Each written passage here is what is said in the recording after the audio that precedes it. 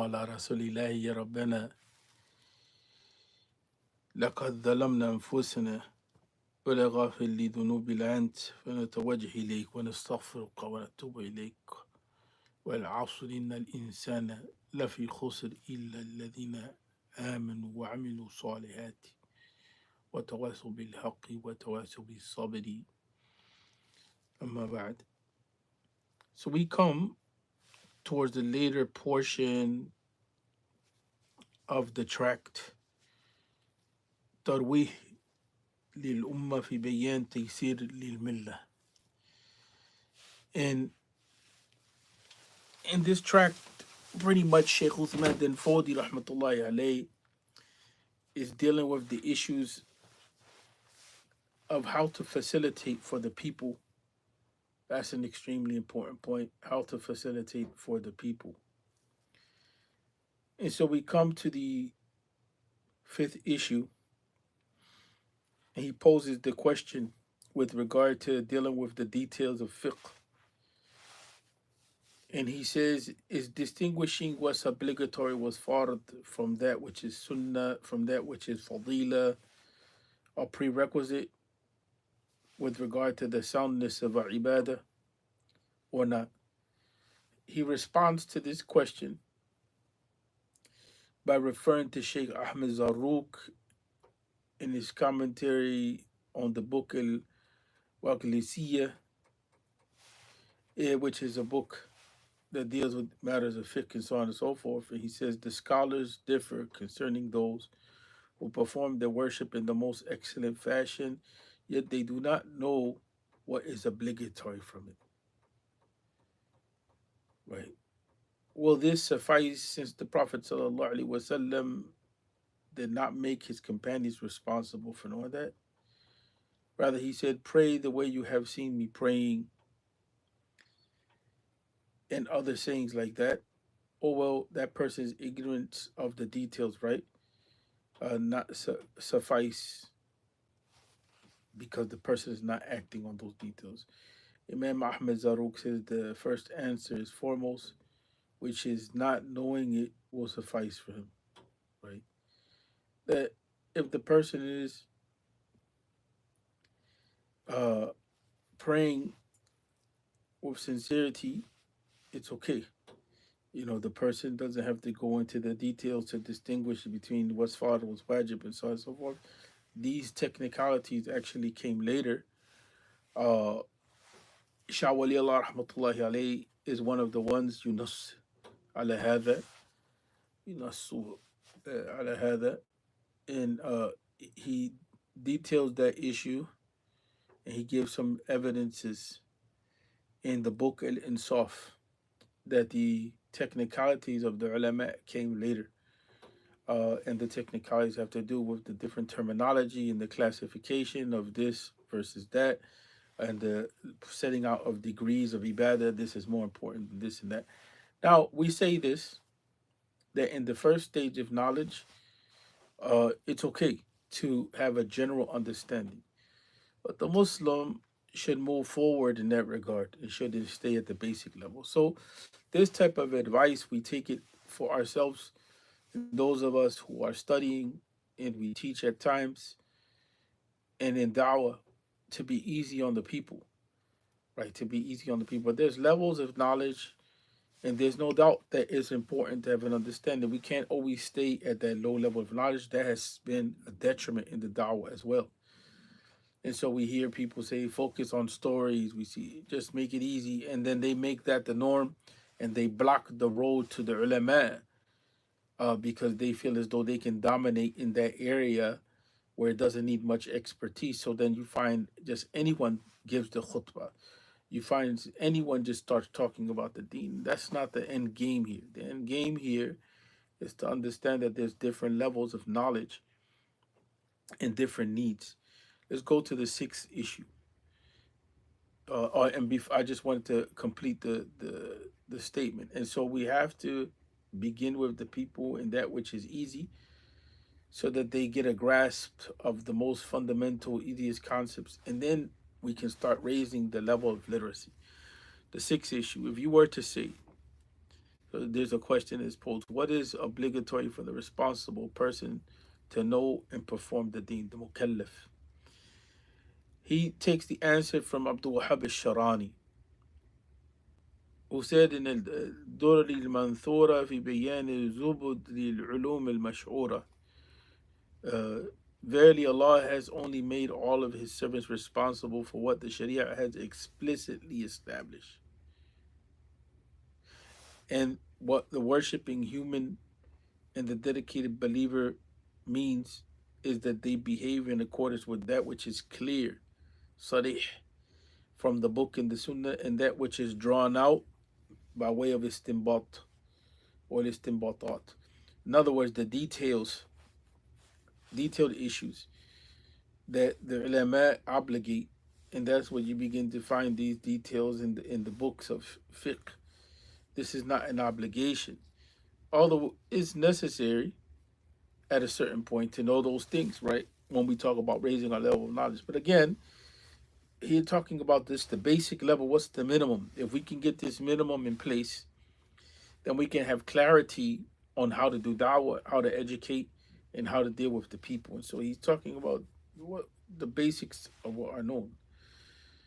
There's no necessity to go deeper. And then he says, this is because everything is extracted through legal reasoning is not, everything that is extracted through legal reasoning is not part of the Sharia. Is not that is ma'soom. It's part of ijtihad, right? These extractions are simply to bring ease to his servants. It is for this reason that there have emerged differences with regard to the positions that the scholars take, but not there's no difference in the proofs that are clear. The proofs and evidences that are clear. See now, Shehu or Sheikh Uthman Fodi rahmatullahi alayhi, he's taking us to a deeper level of understanding that true knowledge in this case, when we start talking about the faqih or the person that has an understanding of the deen, they have the ability to what? To separate between the levels of knowledge and what is essential, what's not essential, what is absolute, and what is open to a number of different understandings, where the priorities should be placed as far as practice and understanding. So when they teach, they have the capacity to speak to the people at the level that they need, the level that the people need, not the level that the person wants to speak at or the person feels they need to speak at for themselves, but at the level that the people need. And that takes a certain type of education. That takes a certain type of education. And so here he used the ayah, if it was from other than Allah, then you will find many differences. And so that's true that we differ among ourselves, but that which is clear in the deen is not uh, a matter of difference. We know that there's 5 prayers. We know that there's the concept of zakah. We in the general sense, in all of that is clear for us. And so the differences that are there among the scholars should be to facilitate, shouldn't be to divide. Right? Shouldn't be to divide.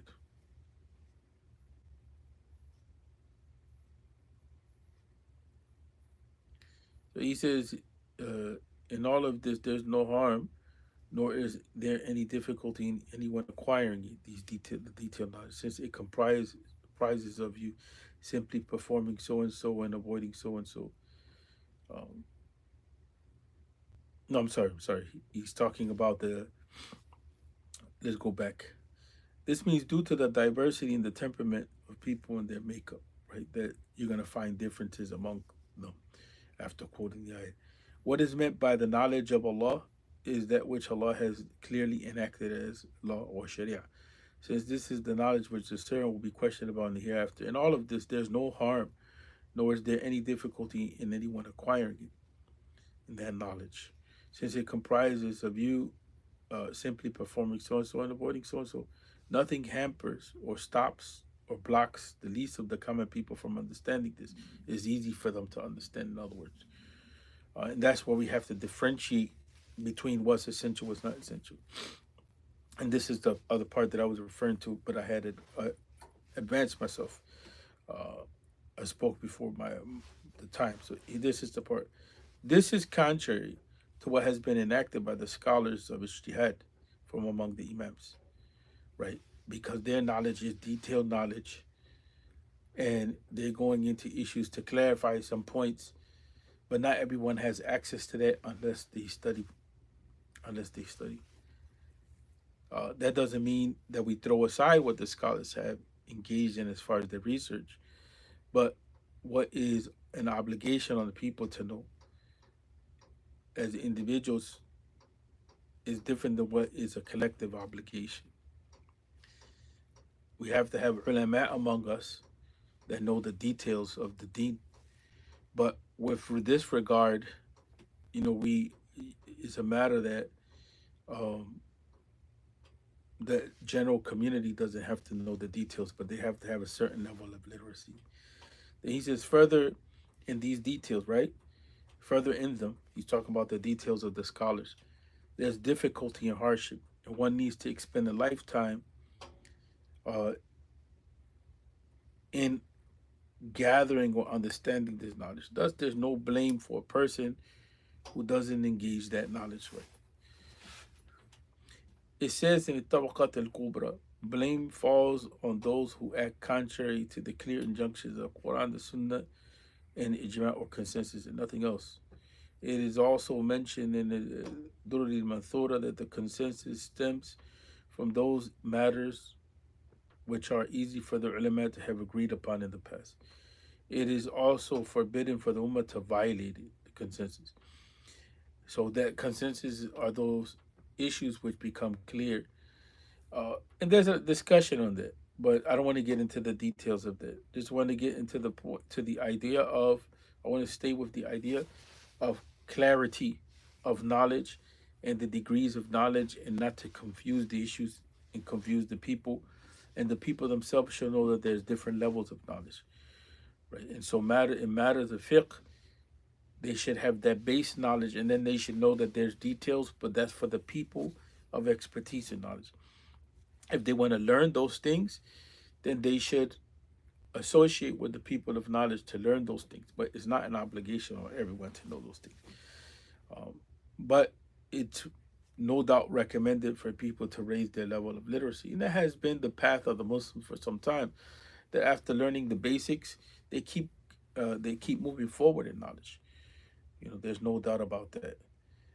He says, among the matters that cause the jurists to become exhausted during their decisions is their being preoccupied with understanding the ideas of one another, and how it is that they concluded these positions, and what are the proofs behind them, and so on and so forth. The translation runs a little. Uh, it kind of words it odd, so I had to change it to make it work with the principles of the scholars. And so at times, what happens is that they forsake an understanding of the goals, because it takes time when you're looking at differences among the ulama and why is that they come to these conclusions, and then to understand the objectives and so on and so forth. It's a lot of work, and that's the point that is being made here. So, given that it's a lot of work and hardship, is not an obligation on the people to know all of these details. Unfortunately, when it comes to the issue of da'wah, we confuse the reality, because the reality of education, because we've brought so many different ideas in. And so then it forces us that are trying to teach and learn to figure out how to explain to the people why there's differences. So we're in a different situation now, because now you have people exposed to all of these different ideas, and they're left questioning, well, how do I make sense of this?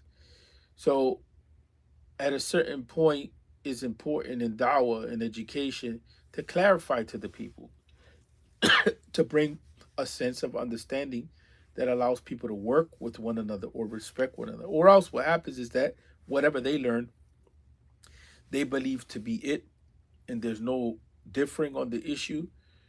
And it becomes a source of conflict. And that's not what Sheikh Uthman Dan Fodi is getting at.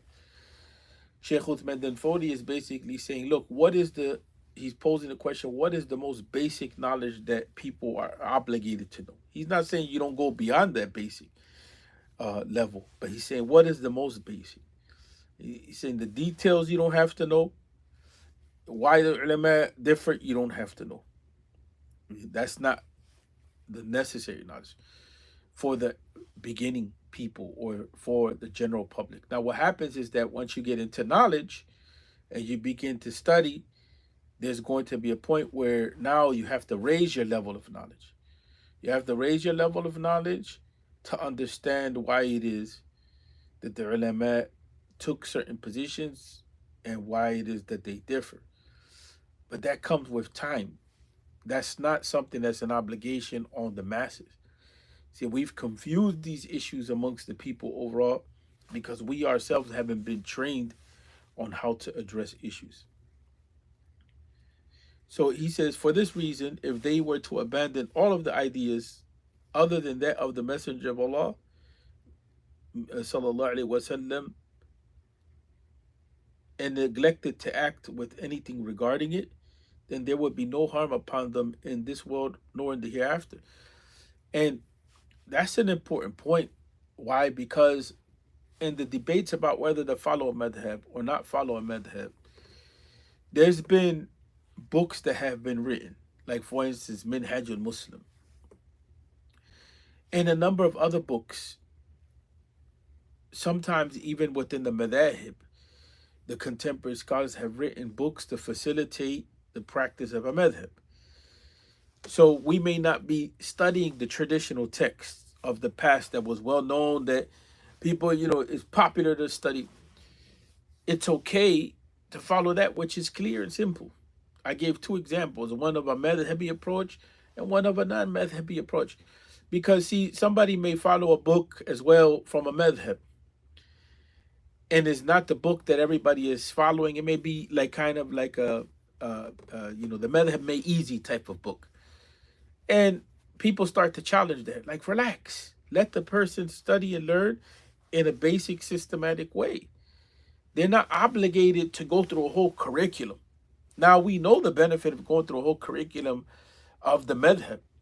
The same thing when it comes to if somebody study a book and it's just clarified and it just has the basics. Even Sheikh Uthman Dan Fodi himself has some books which just clarify the basics of what needs to be done in the acts of ibadah that are well known.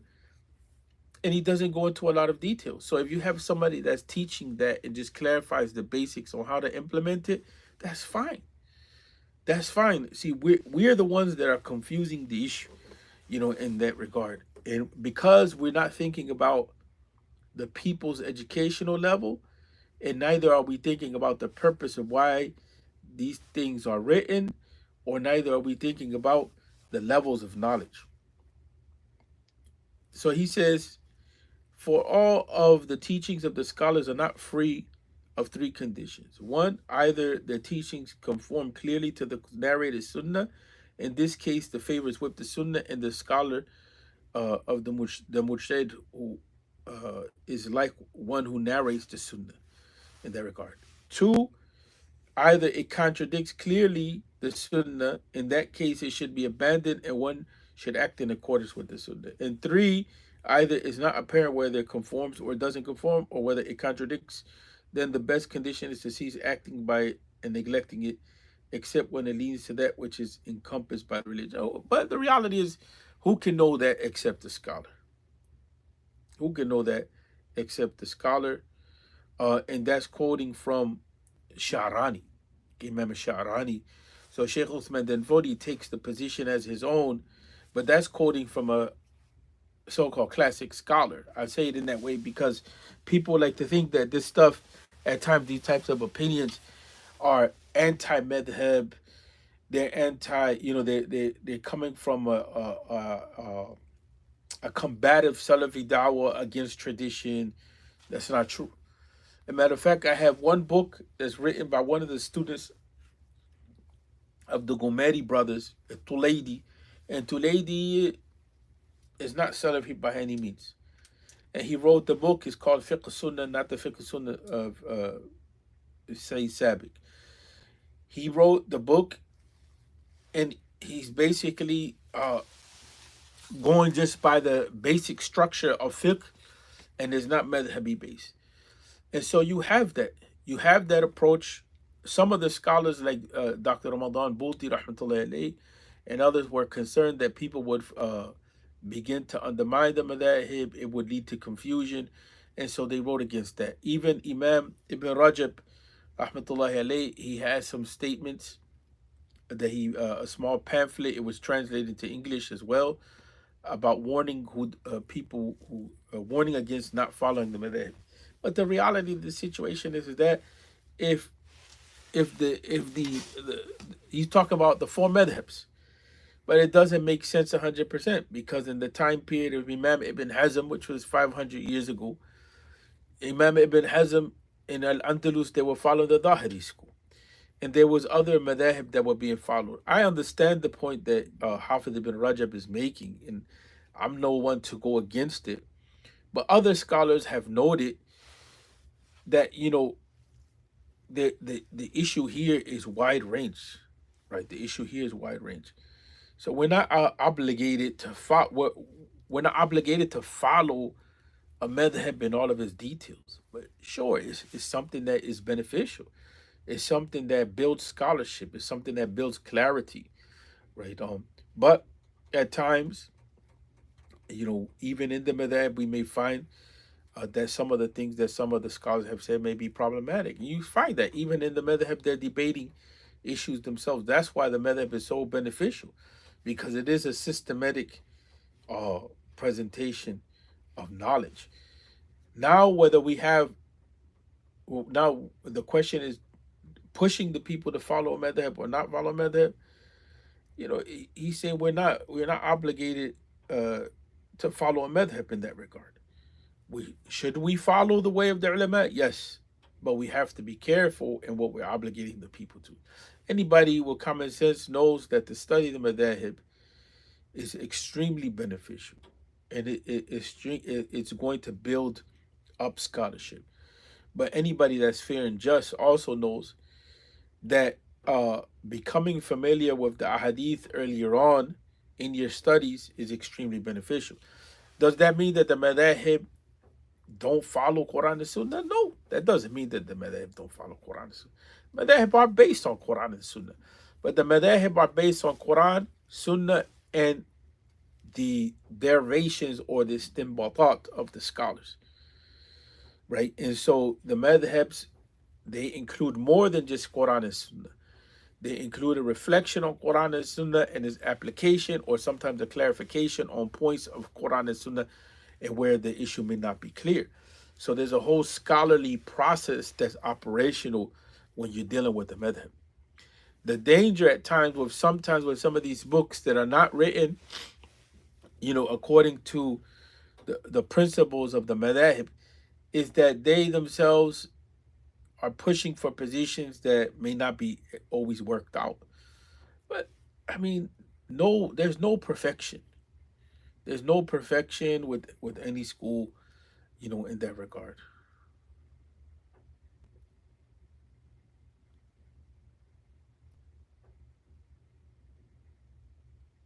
At the core issue, Aliyah is asking about, by default, are we following a method based on how we practice, for instance, on how we pray? At the core, we're all commanded to pray. The core of the salah is the same across the madhab. There's just some detailed issues, raising the hands or pausing here or saying this or saying that. There's some detailed issues which there's differences over. And really, the reason why there's differences over is because the Prophet ﷺ may have done things at times, and at times may not have done other things. And so, in an attempt to reconcile between those ahadith which seem at face value to clash, the madhab come up with their systems. They have their systems that they inherited from the tabi'in who inherited some of the stuff from the companions as well. It's not just a made up process. So you have years of scholarship, but one companion may have seen the Prophet ﷺ do certain things in a certain way, then the Tabi'un would come and they follow that, and then the companions that went to another region, they see another set of practices. They seen another set of practices, and the Tabi'un that follow them, they codify that. And so sometimes what you find in the madhab is a preservation of the diversity of the sunnah. The attitude that some have when they deal, that some have when they deal with madhab based knowledge, and they're very pro madhab based knowledge, is that they neglect to be clear with themselves that the knowledge of the sunnah is wider than just one or two companions and a few tabi'in. The knowledge of the sunnah, it encompasses what all of the companions have considered, as well as the tabi'in. And I think that even though he's controversial for many people and for others, no, Sheikh Islam ibn Taymiyyah brings that up, that the knowledge of the sunnah encompasses the knowledge of all of the companions, not just some of the companions. So the madhahib, like if you look at the Maliki madhab, it focuses heavy on the work of Umar and the people of Medina, but it limits itself to what was going. It limits itself to Medina, and it basically doesn't really engage much with what was going on in Mecca or Iraq or any other place. I think there's only like one or two hadith at the most related by Imam Malik and the Muwatta. Imam Malik related mostly from the people of Medina when it comes to the knowledge of the Sunnah. So we know that the companions went to Iraq. We know that they went to Egypt. We know that they went to Sham, which Sham is Palestine, the Lebanon region, Syria, like that. And so, in Jordan. And so we know that the companions went to different regions. And so when they went to different regions, they took their knowledge with them. That was one of the reasons why Imam Malik himself refused, rahmatullahi alayhi, to codify the Muwatta and make it obligatory on everyone. And he had mentioned that the companions took their hadith and they went to other places. So Abu Hanifa and company, they based their school on the companions that were over there. And the same thing with Yemen and so on and so forth. So that's a reality, right? So at the core, all of us are following the same thing. All of us are, the salah is not changing. If it's dhuhr, it's not changing from having to have a takbir and the salam. It's not changing from having to have the qiyam or the standing and the ruku' and the julus or the sitting. What constitutes a rak'ah? We all know what constitutes a rak'ah. We don't differ on that issue. We differ on detailed issues. Raising the hands, when do we raise them, not raise them, where do we put them? There's some other minor issues that we differ on, but the core is the same. So the core is that we're following the prophetic model, and we're clarifying on what the prophet did by going back to the prophetic model as well. It's just that the madhabs are the ones that become the microphone to clarify this particular practice or whatever. So but is rooted in the sunnah. So there's that part of the sunnah which is clear cut based on clarifying the Quran, and then there's that part of the sunnah which is open to multiple possibilities. That's why we use the term qat'i and dhanni. Qat'i means that the matter is clear cut, absolute, and then dhanni means that it's open to have multiple understandings.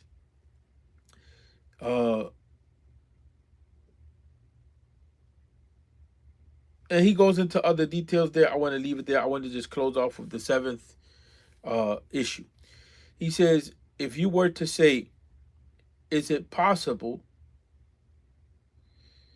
to those who neglect what there's difference regarding its obligation, or performs what there is a difference regarding its prohibition?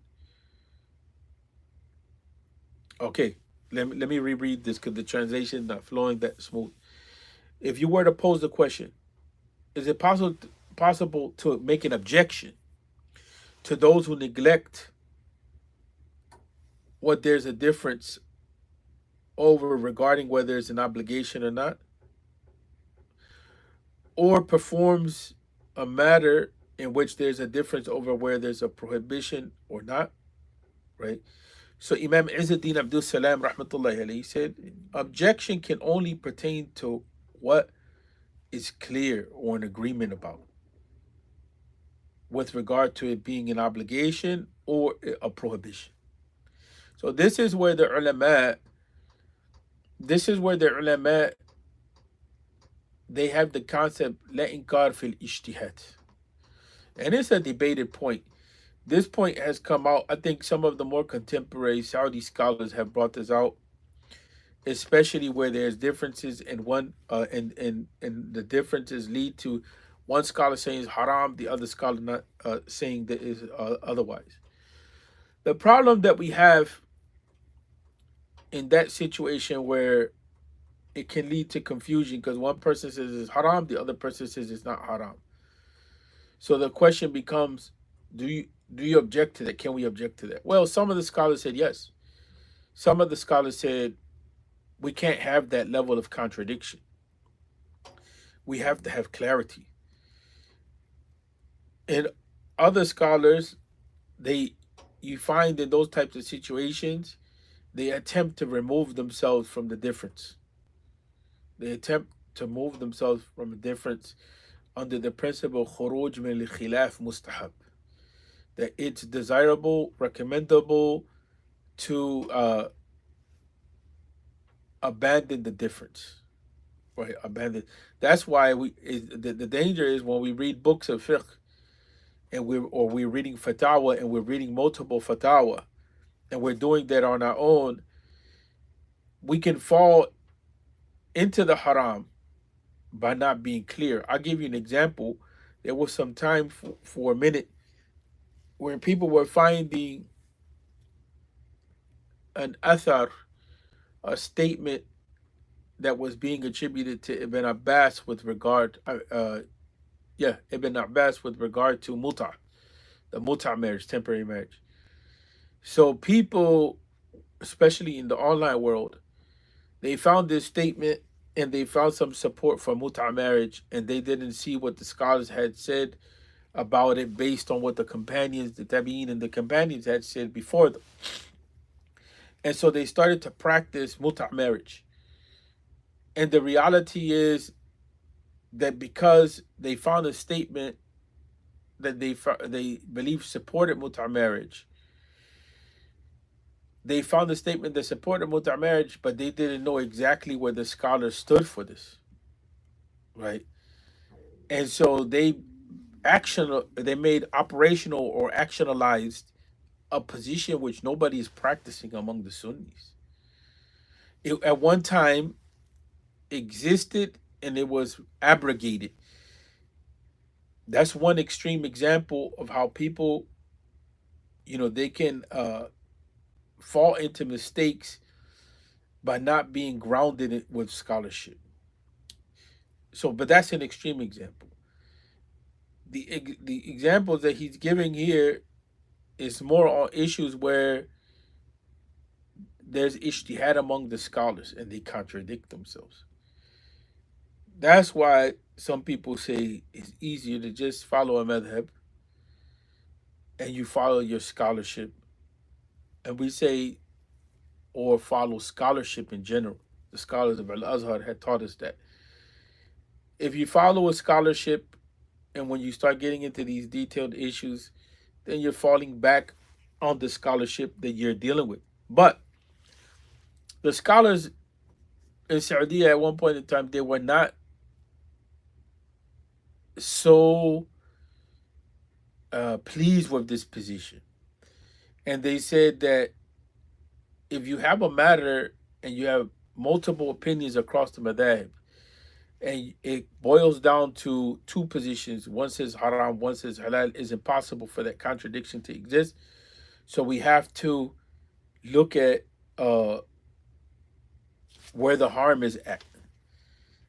where the harm is at, and we have to look at the weightiness of the positions.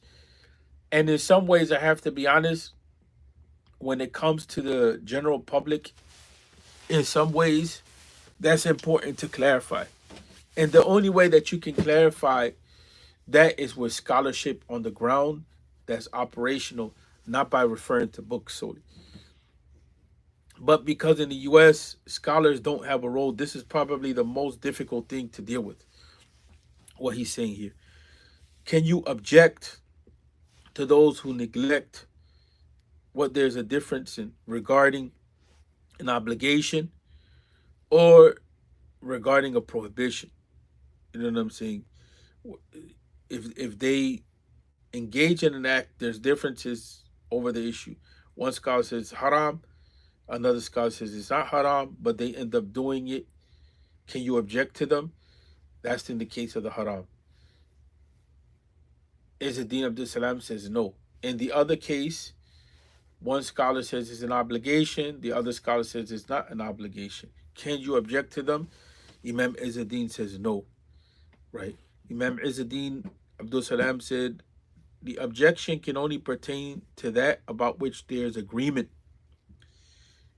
with regard to his obligation or prohibition. Whoever avoids doing that, in which there is a difference of opinion concerning whether it's an obligation or not, or performs an act in which there's a difference of opinion concerning whether it's a prohibition or not, then there's no objection against that person.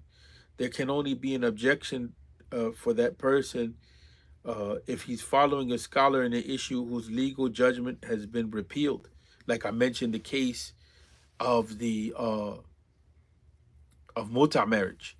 In that regard, we have the ability to object because that practice is no longer considered viable as a practice in the Sharia for us as Sunnis. So we have to object, right? Then he says, if the person is ignorant of the situation, there's no objection. However, there's no harm in guiding to him what is more correct. This is what the scholars of Saudi was saying. That in this situation, there should be something that's more correct than other. We can't just stay at the level that there is a contradiction.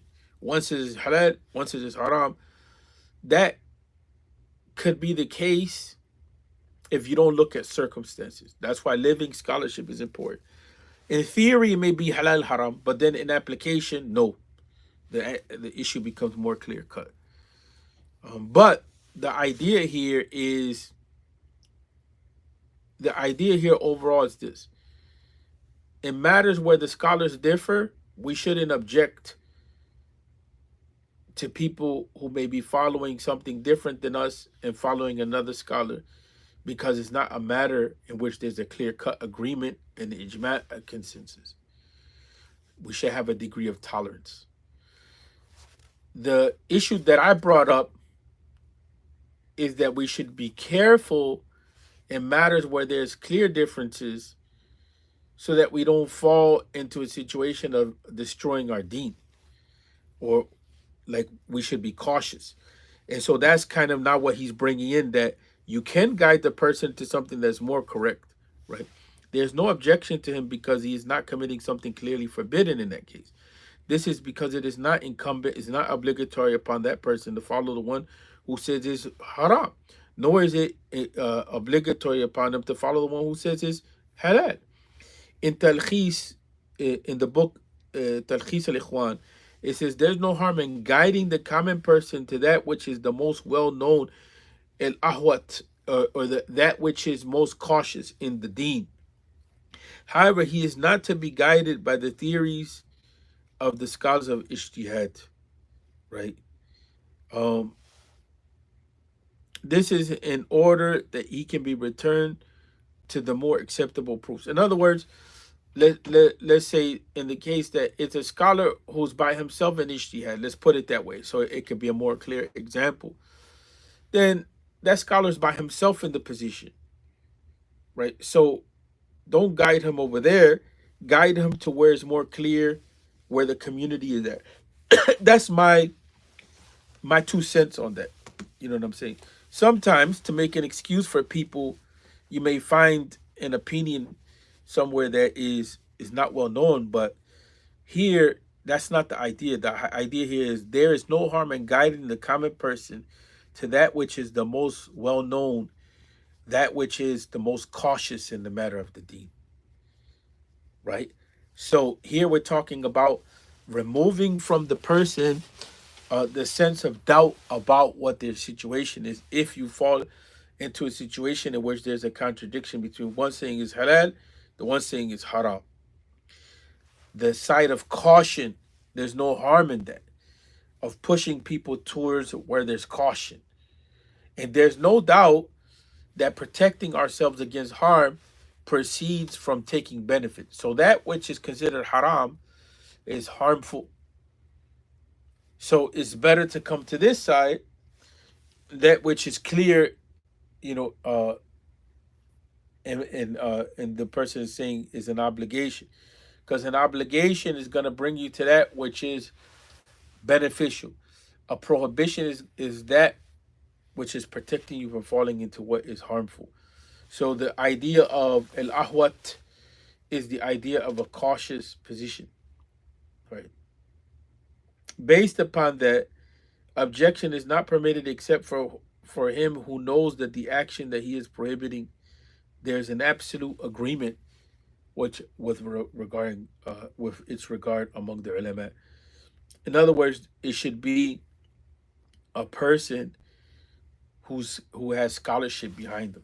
He quotes Ibn al-Hindi, who says, "Do not oppose everyone who passes a judgment concerning a problem from the issues of the detailed matters of the deen, except when you are certain that his judgment contradicts the Quran and the Sunnah."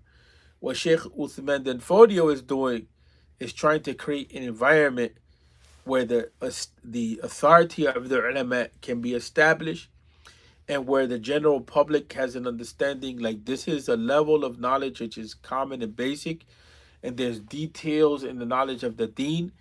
And then what he's doing is recreating our understanding. Instead of us being opposed and fighting each other, he's saying, hold on a second, hold on a second. We have a way to deal with this. The way that we deal with this is that don't jump in and start correcting people. If they're following scholarship, let it be. Now, that's one level. Now, if you have knowledge, it's possible to guide them, but in reality, the principle stays the same, that they can follow what they want if it's from legitimate scholarship, unless it's a matter that's clearly known to be haram, or it's a matter that's clearly known to be an obligation. So when you find the contradiction of opinions in this regard, but it's known that there's a problem in one of these opinions through verified scholarship, then you can correct the person and push one opinion on them. But when there's diversity of opinions and they contradict each other, if they're following scholars that are legitimate, let them be. Now, after you create the environment of tolerance and you push for an environment of knowledge, now you can get to the point where you're guiding the people. And see, and that's what happens. One of the things that helped the Salafi Dawah was that their scholars told them there's differences of opinion, but we're going to push with this. We believe this is the strong opinion. So what helped them in that regard was the idea that they had authority, that their scholars had a degree of authority among themselves. When it comes to the different madhab and all of that, we have to learn how to teach the people, and that's what he's doing here. He's learning how to teach the people how to have respect for differences of opinion, when it is that we correct the person, you know what I'm saying? When it is that we disregard difference, when is it legitimate to disregard difference, and say, no, we can't be pluralistic on this issue. So he's teaching us that. So he says, the scholars, may Allah be pleased with them, have said, because of the desire to broaden the knowledge of the religion for the ummah, not every single legal decision was narrated in the Quran and the ahadith. that some of these decisions were entrusted to the opinions of the scholars and the ijtihad. And we have the hadith of ijtihad, right? We have the hadith of ijtihad. The hadith of Mu'adh, when he's asked, what will you judge by before being sent to Yemen? And he mentioned that he would judge by the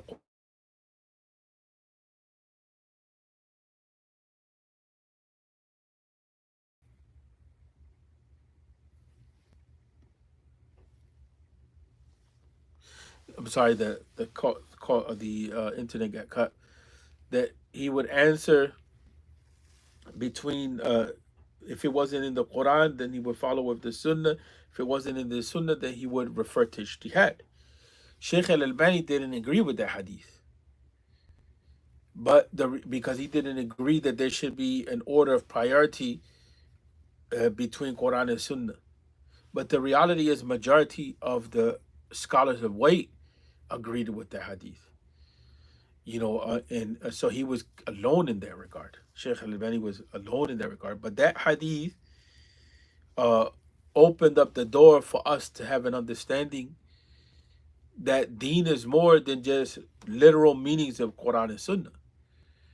And Sheikh Uthman Dan Fodio is bringing it to the fore, but he's trying to teach us how do we deal with differences of opinion. Although many people, they don't go with the statement, mostly in the Salafi camp, the differences of my ummah are mercy.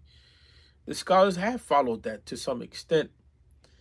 And part of the issue that came up with is that, listen, the matter is not just one between those who follow a madhab and those who follow the Salafi da'wah. Some of the Salafis are following the Hanbali school, and some of them are not. They're following their scholars who do their own independent research into the Quran and the Sunnah. The differences between the madhab existed prior to the Salafi da'wah, and there were differences that led to people being biased against each other, disregarding each other. And so the attitude here is really has to do with us respecting people in scholarship. Because even among the madhahib themselves, I've seen where we talk about the four madhabs. That's why I did the myth of the four madhabs.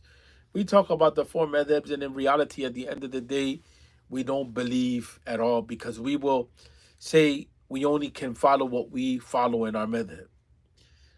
We will consider the position of others in other madhab to be invalid for us. When we can follow another madhab, you see what I'm saying? And so we don't want to create a situation where we have sectarianism among the madhab. That was a phase that the Ummah went through, and it was a scourge. Just like we don't want to create a continued issue against the madhab, because the madhab have historically been studied, learned, and taught, and practiced. And also, those scholars who want to trek another path that's non-madhabi based, non-for madhabi based, that's legit as long as they have scholarship behind them, right? And that's just a reality.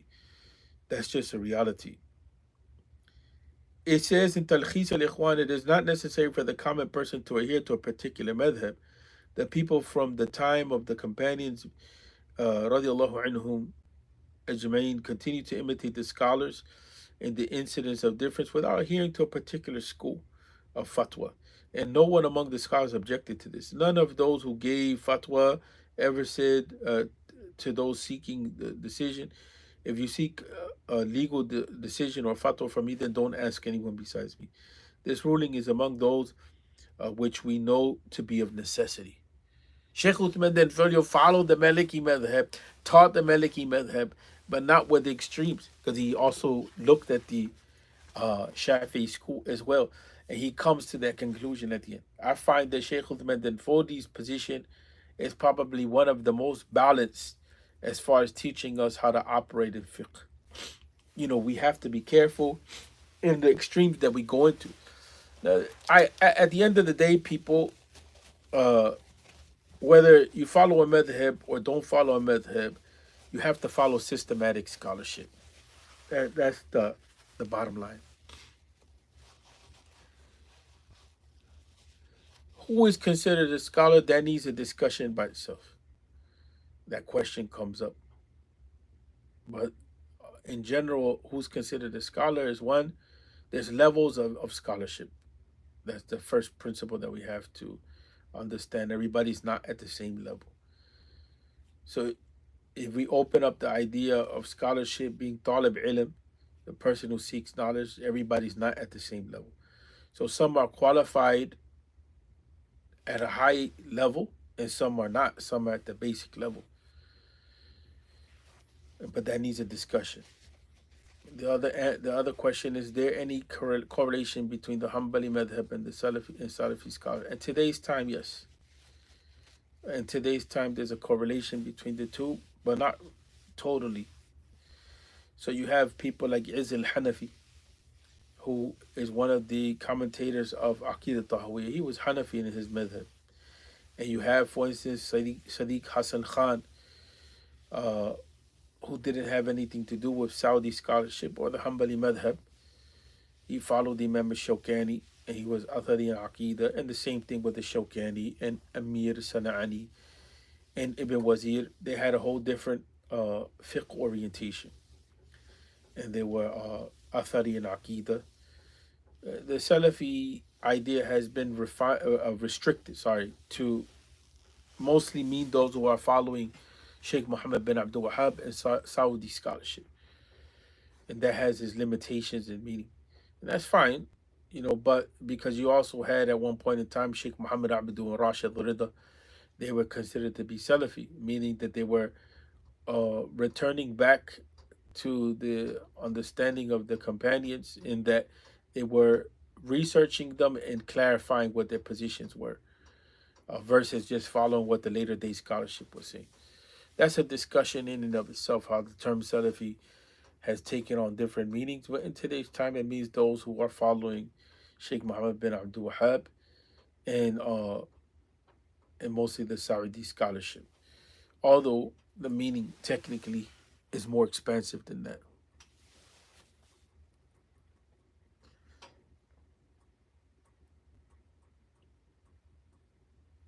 Okay, so when you said the question, if I let me reframe it a little bit so it can make sense for the moment, because you said it at at another point in time in this session. Sometimes I wash my face for wudu 3 times, and sometimes I do it only once because my understanding is they're both acceptable. Reality is that once is an obligation, and everything above once up to 3 times total, including the first time, uh, is from the sunan, is from the perfection of the wudu. So the wudu is the washing. It can be 3 times. You wash the face once is the only thing that's an obligation. If you wash it more than that, up to 3 times, then that comes from perfecting the wudu. It's considered from the things that are sunnah, so to speak, in that regard. So they're both acceptable, but they both are not at the same level. You have to wash the face once. You don't have to wash. You're not obligated to wash the face twice or 3 times like that. I hope that makes sense. And so that's why the scholars, this is why the madhab and so on and so forth, they were generated. Because with time, these types of questions came up. And so it became necessary to know that, for instance, okay, if I don't wash my face twice, is my wudu valid? If I don't wash my face 3 times, is my wudu valid? If I don't wash my face 1 time, is my wudu valid? So in order to answer those questions, it became necessary to clarify for the people what's an obligation and what's not an obligation, and how do we come to that conclusion of what's an obligation, what's not an obligation. So then it became important to clarify what are the sources of the Deen, Quran and Sunnah. Okay, then what do we do in the case of the statements of the companions? Okay, sometimes they differed. So if they differed among themselves, are we obligated to follow that? So that became one of the major reasons why Usul al-Fiqh developed, to talk to us to delineate the sources. So if the companions agree, that's considered a consensus. If they differ, then we respect their positions, but most of the scholars is not obligated to follow them, but we consider their opinions. And then, okay, if there was a position that was taken, is it allowable to come to other conclusions? Like all of those types of discussions is how the madhab developed. That's how the madhab developed. That they the only difference is that they systematized their discussions, and they rooted them in research methodology and principles, and they refined their positions. That's what makes the madhab strong. Then they taught, and they taught their students these things.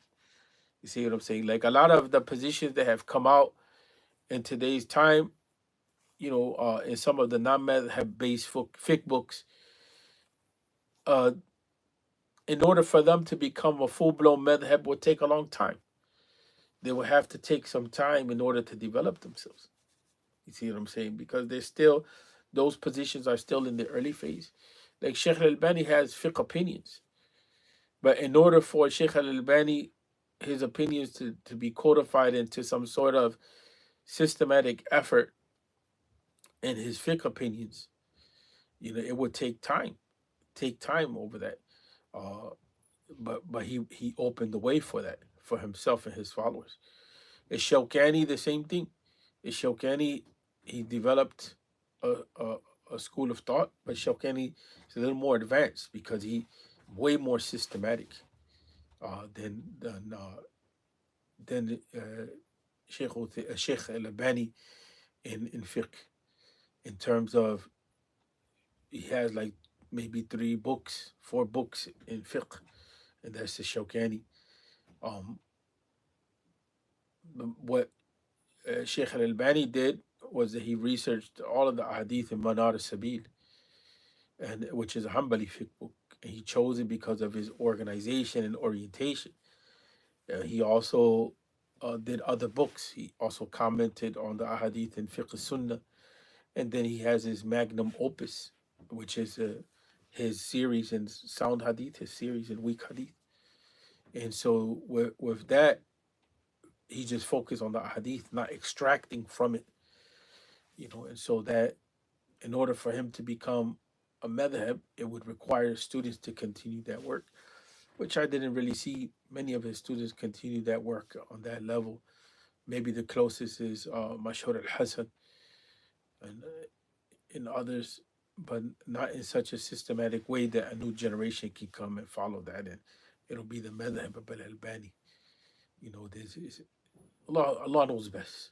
Allah knows best. But all that was to say that to show the strength in research. Now, a lot of times in the late now the madhab have corrected themselves in the sense that they have returned back to their older books. And all the madhab in the older books that they have, or in some higher level books that they have, they talk about the evidences. But sometimes what was happening is that when they were teaching in the lower level books, they were not mentioning those evidences.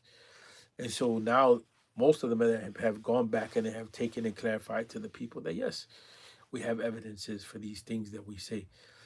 The reality of the situation is that the only reason that became a problem for people is because people were staying at the low level of the madhab study.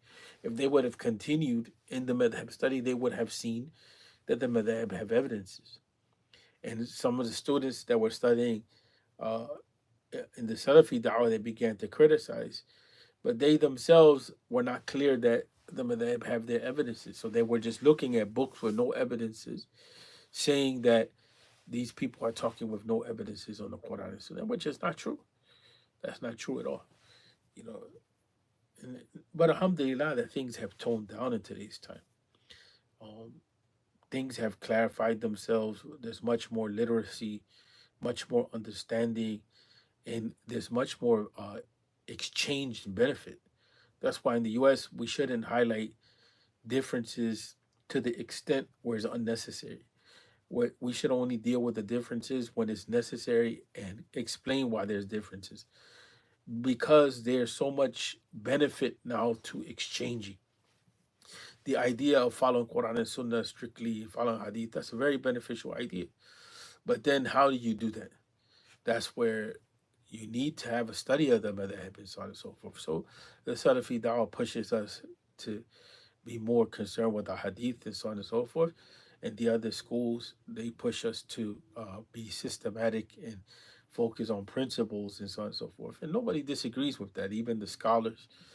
Uh, some of the major scholars from the Salafi Dawah. It's just some of our brothers are a little, excited about what it is that they follow, but they don't have the knowledge base to understand how to teach it properly. So they have come to some extremes.